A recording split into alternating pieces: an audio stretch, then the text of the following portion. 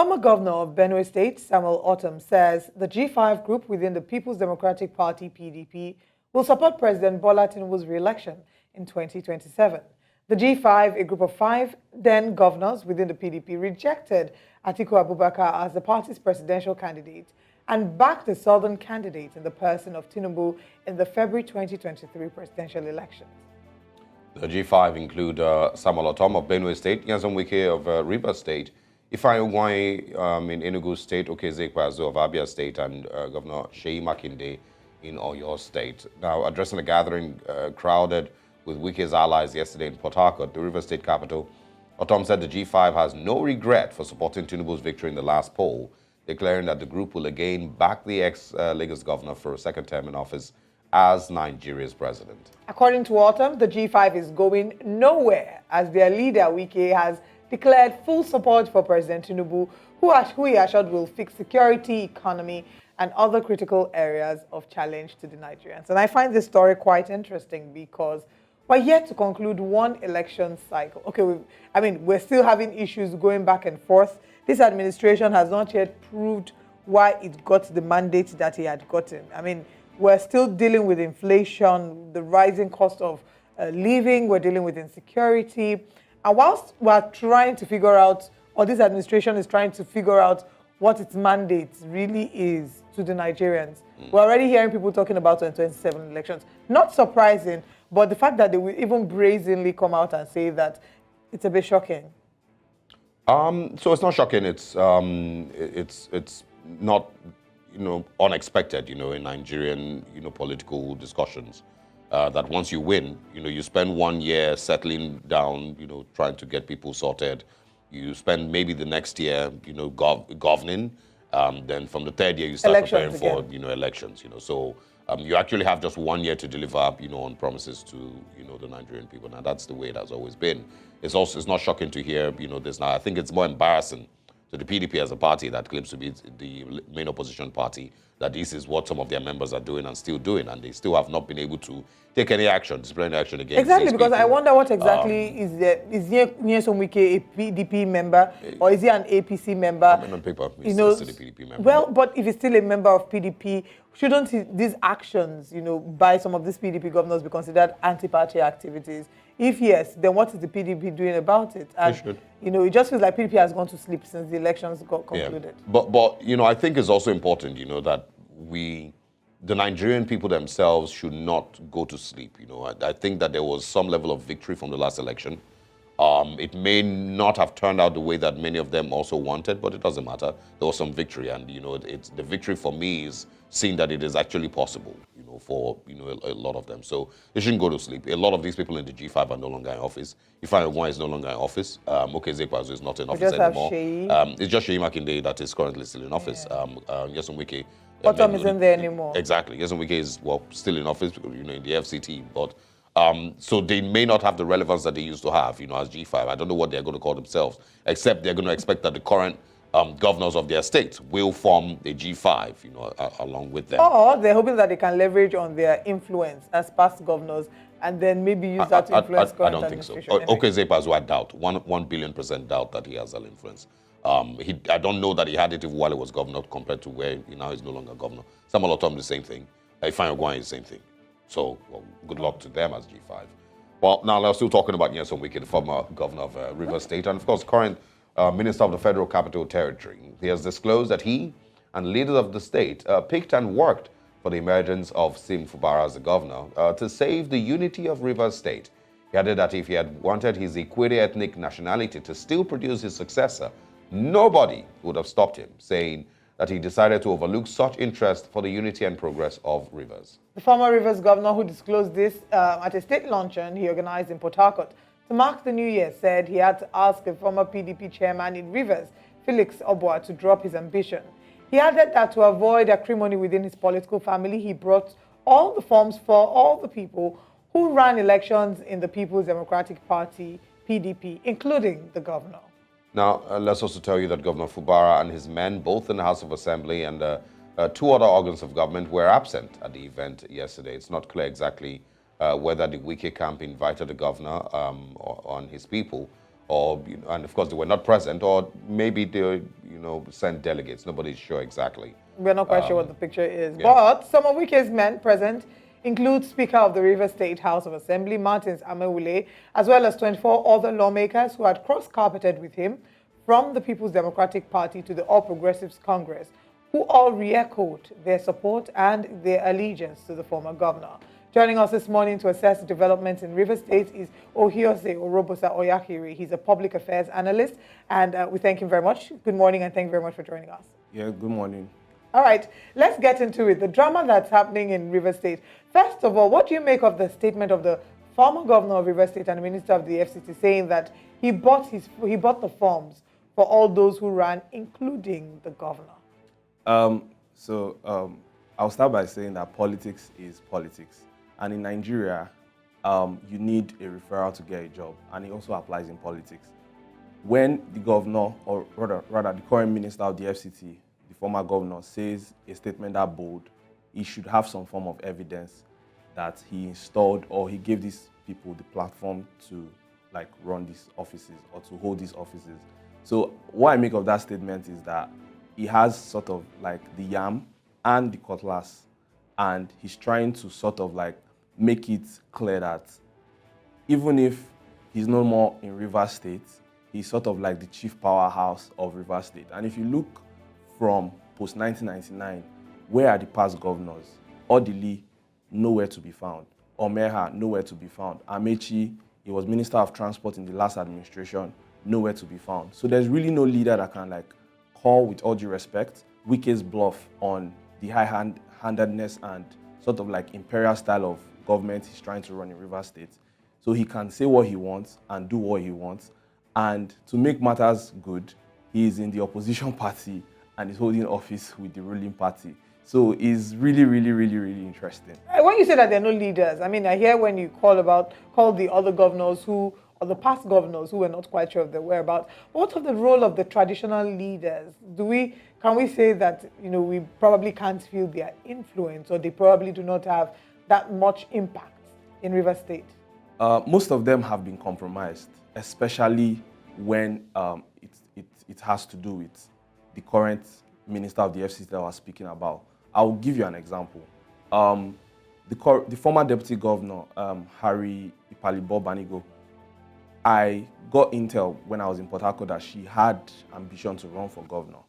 But when Wike has already made promises to some certain people about who runs office and who gets office, it's very difficult to go against these promises, and not for any reason as regards because she's a lady or anything. She was a very loyal, I don't want to use the word servant, but a very loyal member of Wike's last cabinet. So he compensated her with a Senate role. So the traditional leaders in the state have been compromised, that it is very difficult for them to speak, and Wike will not call their bluff. If you can go back to some years where there was a town hall in Port Harcourt, and Wike called one traditional ruler's bluff, and it was trending all over social media with the Usman Danfodio challenge. So Wike is that type of leader, is that type of politician that if you try to challenge him, he can bring out your receipts, he can bring out your drafts and say, are you the one challenging me? Me that I helped you do XYZ, me that I helped you do ABC.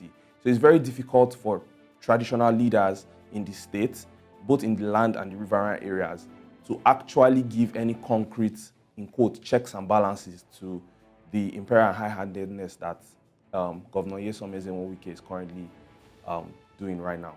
Well, I mean, just simply, in other words, none of their hands are clean. So Exactly. They've all been spoon-fed, in some way, shape, or form, by this person, and so they can't challenge him. That's, really the easy way to say it. They're all culpable in one way or the other. But let's talk about Fubara now and the government that he, is hoping to run in the next 4 years. He doesn't have any, much loyalty in his State House of Assembly. A lot of his commissioners also seem to be more loyal to the former governor of the state, Nyesom Wike. So how possible is any of this, that he would have a successful government in the next 4 years? Or are the people of River State really have they currently entered one chance? That's a very interesting one. I'll take this question in two ways. So first of all, we need to ask ourselves, how did Fubara get here?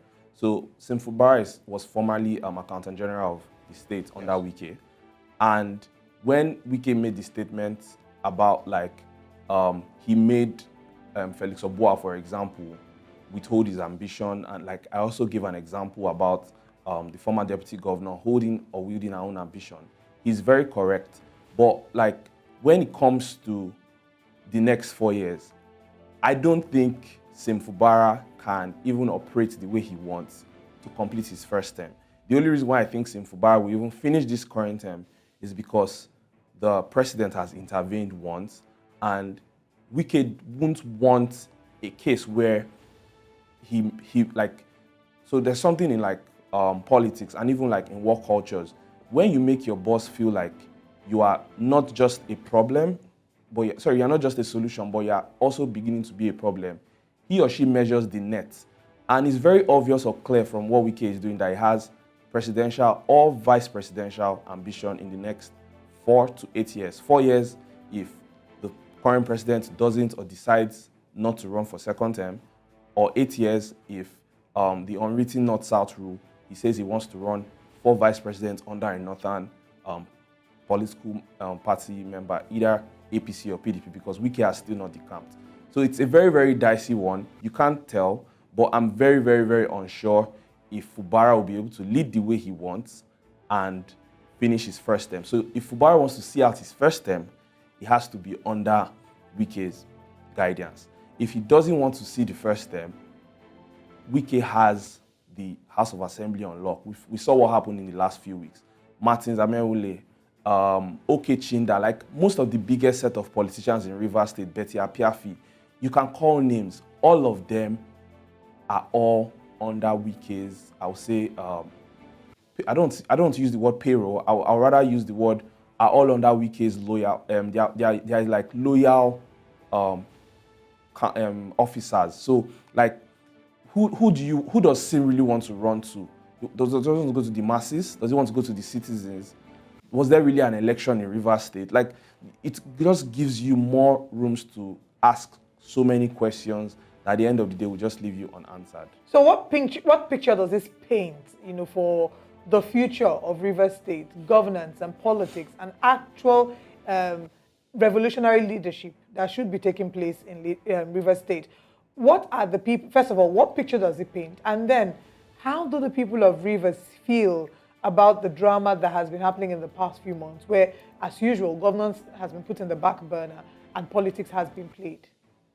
Okay, so I'll start with your second question and then go to your first. So what the pulse of the people in Rivers State are right now is some people are under the category of sympathizers, that is on the side of Sim Fubara. Some people are under the side of Sim Fubara knew where he was getting to. He worked for Wike for a certain number of years.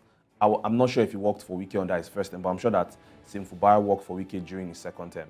So if you work with someone for 2 to 4 years, you already know that this is how the person is. And he did not force Sim. He didn't point a gun to say, Mr. Sim Fubara, come and be governor. It was just a perfect way for Wike to compensate those in the riverine areas, because the riverine area has not produced a governor, I think, since Odili, because Amechi wasn't from riverine, was from land. Omeha, I can't recall what part, if it's land or riverine, is from. So when you already bring a candidate sort of to compensate those in the riverine area, it already sells for you. And to your first question about what picture this paints to the polity going forward in Rivers State, it's just more of the same, we've seen in other states, Anambra and the likes, with godfatherism, installing a puppet and stooge relationship. And it's not really good for the democracy of the state, especially when you have someone that is really powerful as Wike. Because Wike as a person is powerful, then he also now has support of the federal government, because he's a minister with the federal government. And if I might add, it begs to now ask that if Wike has presidential or vice presidential ambition, under what umbrella will he run? Because that's really one picture that is really not quite clear, because we don't have a non-partisan. In the US, you can run as an independent in an election, but in Nigeria, even if we're a multi-party system, we have two major, or with the last election, 3 major parties. I'm adding the Labour Party to the People's Democratic Party and the All Progressive Congress. So it's really, really looking bleak for the polity of Rivers State. And one will now ask, what next for Rivers State? Or what next will happen in this whole debacle? Yeah, it's also a little scary, just realizing, I'm guessing this is what the people of River State are seeing, realizing how, the people who hold political office in the state is really not within their control. It's mostly determined by what one person wants, what we're seeing from Nyesom Wike. And, his constant bragging about how he bought their forms and he put them there. And we're talking about people from the State House of Assembly to the commissioners, and of course those ones are nominated. So that's basically also the governor. He's now that he's in a way cheated checks and balances, because if he sponsored those in the legislature, sponsored those in the executive, maybe not in the judiciary. I don't know. I mean, his impact, even though we know that his wife is in the judiciary, but I don't know the impact he has in the judiciary. Then it defeats the purpose of checks and balances. Yeah, it depends. Almost defeats the whole purpose of elections in the first place. And I feel like that's a little heartbreaking. Talk a little bit more about him holding on to these two political parties now, the PDP and of course the APC. It's maybe because he wants to know which of them would give him a stronger chance when he decides to run for vice president, if these are true. But how much longer do you think he would hold on to it? And is the PDP being a complete disgrace to itself by seeing these things play out, including, of course, the G5 story we shared earlier? Wow, I really love that question. So I want to also take us down a trip to memory lane. When they did the convention to install, elect or nominate who will represent PDP in the 2019 general elections, it was in Port Harcourt they did the nominations, and it was very obvious that Wike had a candidate in Aminu Waziri Tambuwal. Fast forward to the end of that, Atiku got the ticket. Atiku and Obi. Last election, it was obvious that Wike had a candidate.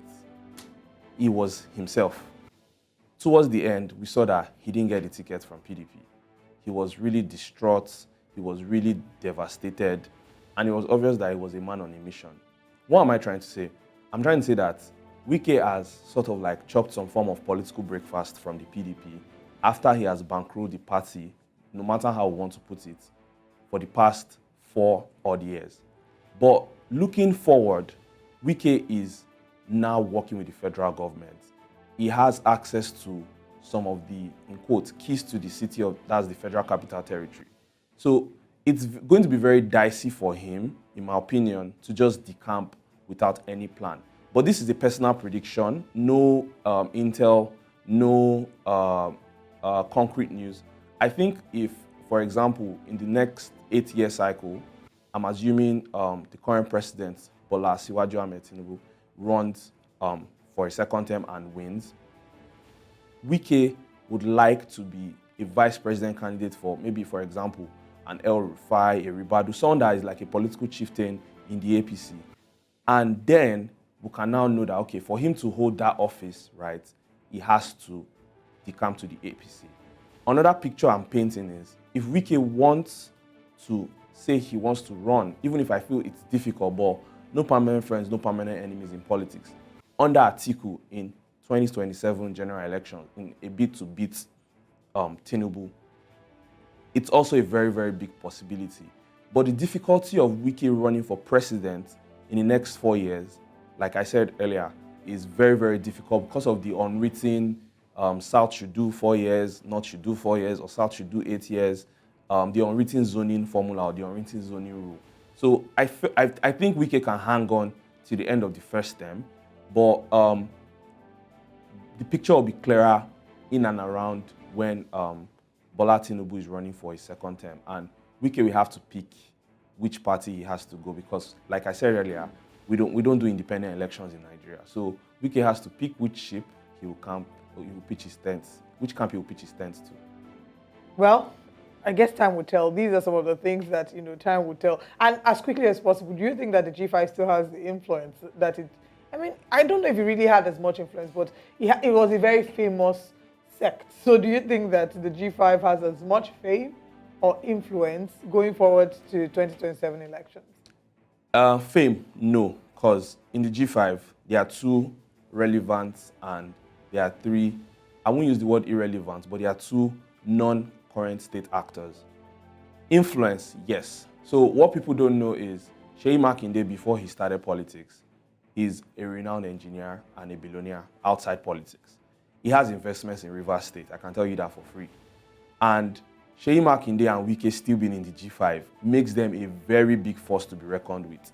And yes, I know that Oyo State might not always be in the thick of things as regards like South-South drama or South-East drama and everything. But the fact that Seyi Makinde and Chief Barrister Nyesom Wike are friends, it still paints a picture of how much influence these two guys can wield, especially when they hold a lot of money that can be used to help PDP sort of like have like a reemergence and fight. And I would add that Wike is someone that has sort of like ruffled a lot of shoulders. If you look at Uche Secondus, if you look at Felix Obua, if you look at even what he's currently doing with Fubara, you ask yourself that even this G5 that is currently going on, Wike has sort of like the power to say, how far she come, let's get a new set of people to start this sect. And I mean, it's just the way politics is in Nigeria. It's money, money, money, and who has money dictates sort of the tune. Oh, well. Very interesting. We'll see how these things turn out. I would always remind everyone that whatever conversations we're having this morning, it's really just a realization of what politics is like in Nigeria. And, the fact that, this has absolutely nothing to do with governance. None of the things we've spoken about this morning affects governance in any positive way. It actually affects governance negatively.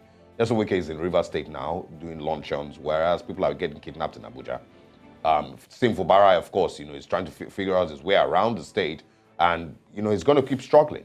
Governance will continue to take, the back seat. You would almost not see any improvement in any of these two states while we're talking about politics. And it's heartbreaking, really heartbreaking, because people put their blood, sweat, and tears into those elections. People went out to vote, took risks to go out and vote. It's very, very, it's heartbreaking. And this is still where we are in 2023. So it always feels like nothing has improved, nothing will change, and of course, there's going to be. Anyway, let's. But what's it with? I mean, on a much lighter but quite puzzling note, what's it with Nyesom Wike and his live band that goes everywhere with him? The last one I saw was they were singing a song saying, "Wike, they fear you, they fear you." I mean, is he supposed to inspire fear in the citizens? Is that I don't understand. I mean, how do people of Rivers State feel about his live band? That's very, very comical. So Wike is your definition of a rabble-rouser.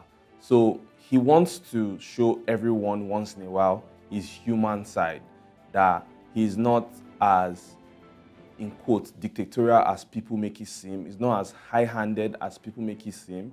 He's not as imperial as people make him seem, right? That he still has a democratic and human nature or human side to him, which is definitely normal. We've seen Wike cry, we've seen him shout, we've seen him laugh. He's a human being, no one is denying that.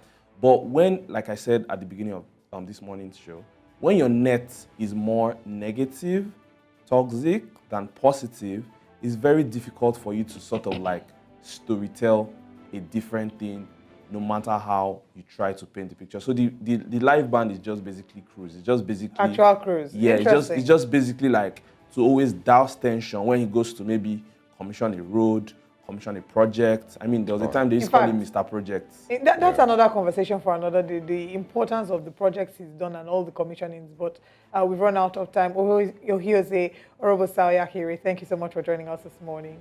You're welcome. All right.